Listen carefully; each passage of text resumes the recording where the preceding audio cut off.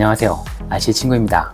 오늘은 순서를 조금 바꿔서 이 차량의 총평을 먼저 하고 시작할게요. 르랄러의 MK07은 지금까지 출시한 모든 트라이얼 제품들 중에서 가격, 성능, 기능, 디자인, 품질 모든 면에서 최고의 차량이라고 생각합니다. 사실 이런 중국 제품들은 대기업 제품을 모방해서 만들기 때문에 아무리 잘 만들어도 짭이라는 꼬리표를 달고 다닐 수밖에 없었어요. 하지만 오늘 다루는 MK07은 이전에 없던 완전히 새로운 사이즈고요. 대기업 제품을 모방하긴 했지만 짭이라고 말할 수 있는 수준은 아닙니다. 사이즈와 디자인, 기능과 성능은 대기업 제품을 한참 넘어서는 수준이고요.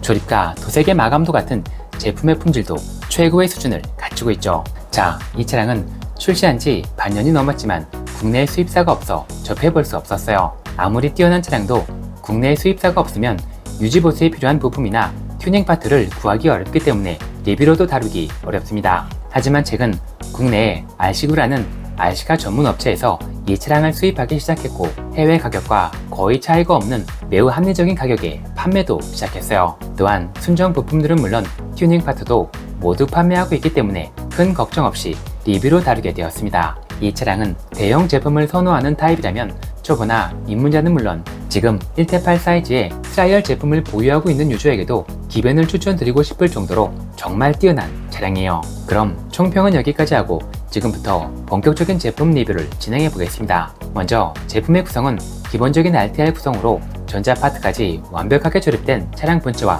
조종기, 매뉴얼, 기본 공구 등으로 구성되어 있어요. 참고로 차량 구동에 필요한 배터리와 충전기는 포함되어 있지 않으니 입문자는 추가로 구매하셔야 합니다.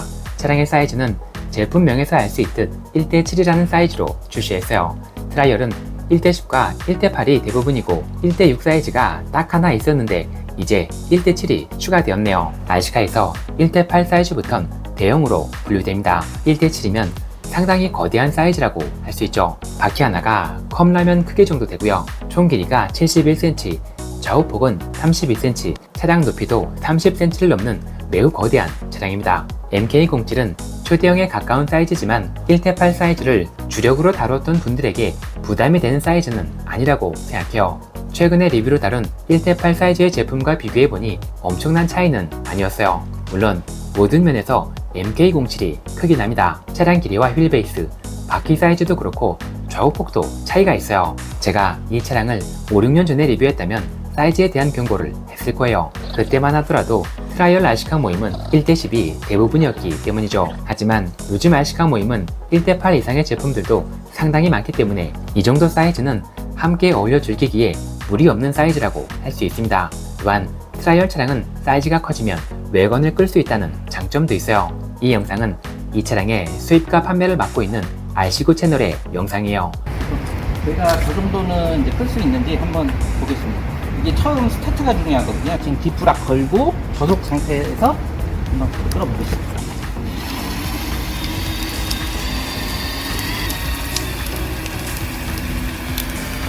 웬만한 무게는 뭐 부담 없이 다 끌 수 있을 것 같아요. 천천히 가거든요. 그래서 외건용으로는 지금 T나 이런 걸 고려했을 때 최고의 차량이 되지 않을까 싶습니다. 이제 차량의 디자인을 살펴보겠습니다. 이 차량은 총 5가지 컬러로 출시했는데 저는 주라기 버전을 선택했어요. 조금 더 실제에 가까운 리얼한 제품을 원한다면 다른 컬러로 선택하시면 되겠죠. 트라이얼은 바디의 디테일이 절반 이상을 차지하는 장르예요. 이 정도 급의 차량들은 성능의 차이가 거의 없기 때문에 바디의 품질과 디테일이 승패를 가르는 경우가 많습니다. 중국 제품들에게 성능과 기능에서 밀려도 대기업 제품들이 인기 있는 이유는 바디의 퀄리티가 큰 역할을 하고 있다고 할 수 있어요.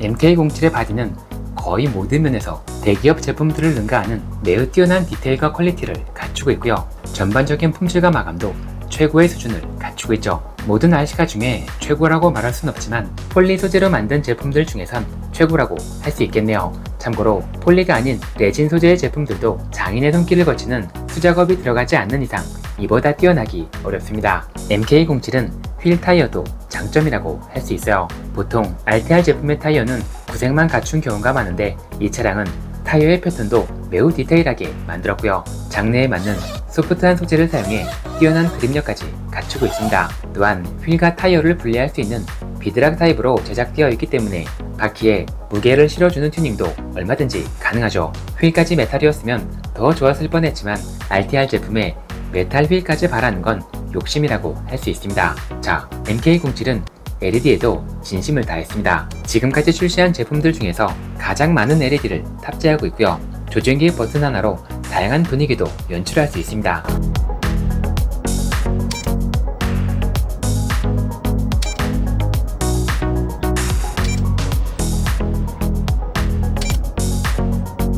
저는 특히 방향 지시 등의 고급스러운 연출이 감동이었어요. 이제 차량 내부도 살펴보겠습니다. 해외에선 이 차량을 SCX7이라고 부르기도 합니다. 전반적인 마감도나 플라스틱 파트의 품질이 엑시얼 제품들과 비슷해서 그런 것 같네요. 일단 지금까지 출시한 중국 제품들 중에선 차량 내부의 품질도 최고라고 할 수 있습니다. 조금 밋밋한 감이 있긴 하지만 파트의 품질이나 정교함은 역대급이라고 할 수 있죠. 특히 선정리나 바디 안쪽의 마감도가 훌륭했습니다. 이렇게 많은 기능과 많은 LED를 탑재하고 있는 제품들은 이런 부분들이 미흡한 경우가 상당히 많은데 르랄로의 MK07은 QA 품질마저도 최고의 수준을 갖추고 있는 것 같습니다. 차량을 구성하는 메탈 파트들도 살펴볼게요.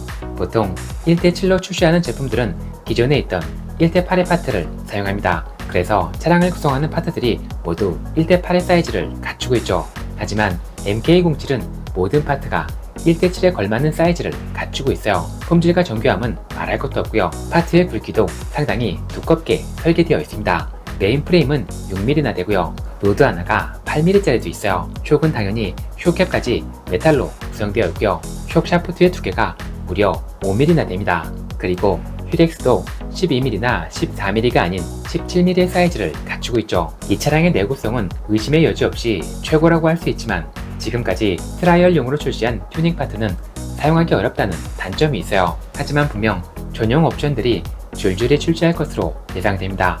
참고로 기본적인 튜닝 파트는 이미 RC9에 준비되어 있어요. 이제 차량 구동과 관련된 메탈 기어들도 살펴보겠습니다. 요즘 차량들은 포탈엑셀이 기본인 것 같아요.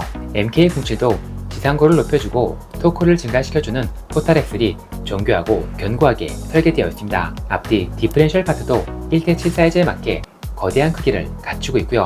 기어의 소재도 일반 메탈이 아닌 강화 메탈로 이루어져 있어요.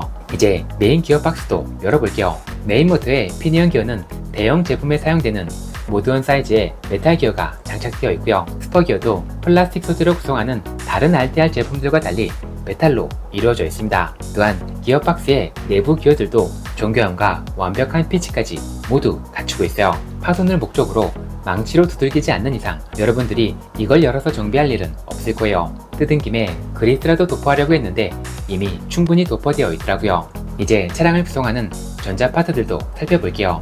먼저 메인 모터는 RC카용으로 나오는 브러시드 제품들 중에서 가장 큰 제품이 장착되어 있습니다. 물론 더 큰 것도 있겠지만 보통 이보다 커지면 브러시 리스를 사용하죠. 참고로 브러시 리스에서 이 정도 크기는 4985 사이즈라고 하는데 1대5 차량에도 사용됩니다. MK07의 모터는 브러시드 제품이긴 하지만 사이즈만큼 토크도 뛰어난 제품이라 이 차량을 구동하기엔 충분한 모터라고 할 수 있습니다. 모터의 전압을 관리하는 전자 변속기는 최대 3셀까지 지원하는 제품이 장착되어 있어요. 성능 자체는 타사의 제품들과 비슷한데 설정이 안 된다는 단점이 있습니다. 이 차량은 장르에 맞게 즐긴다면 변속기 설정이 필요한 차량은 아니지만 그래도 드래그 브레이크 정도는 설정이 가능했어야 하는 거 아닌가 생각이 드네요. 어쨌든 변속기 세팅을 전혀 바꿀 수 없다는 점은 단점이라고 할 수 있겠네요. 좌우 조향을 담당하는 서버 모터는 40kg의 스펙을 갖춘 제품으로 이 차량을 조향하기에 충분한 토크를 보유하고 있는 제품이고요. 조향과 관련된 파트들도 모두 메탈로 구성되어 있기 때문에 딱히 업그레이드가 필요해 보이지는 않습니다. 부가적인 기능을 담당하는 미니 서버는 총 4개로 구성되어 있는데 아직 내구성에 대한 평가를 내리기는 어려운 단계예요. 이건 제가 조금 더 써보고 말씀드리겠습니다. 이제 제품에 포함된 조종기도 살펴볼게요. 조종기는 10개의 채널을 가진 제품이 제공되고요. 디자인이나 품질, 그립감 등은 보통의 RTR 제품들과 크게 다르지 않습니다. 마지막으로 MK07의 다양한 기능들을 어떻게 사용하는지 설명드릴게요. 참고로 제가 설명드릴 내용은 제품에 포함된 한글 매뉴얼로도 간단하게 확인할 수 있습니다. 그럼 아주 기본적인 기능은 생략하고 필수 기능들만 말씀드릴게요. 3번과 4번 채널은 앞뒤, 뒷불을 제어하는 채널이에요. 디폴트 값이 락이 걸려있는 상태이고 버튼을 눌러 활성화하면 락이 해제되는 구조예요. 7번은 사륜과 1륜을 제어하는 채널입니다. 왼쪽으로 밀면 전륜이고요. 가운데가 사륜, 오른쪽으로 끝까지 밀면 후륜 구동이에요. 8번 채널은 고속과 저속을 제어하는 채널입니다. 디폴트 값이 저속이고 활성화하면 고속이에요. 다만 이 차량은 저속과 고속의 차이가 크지 않습니다.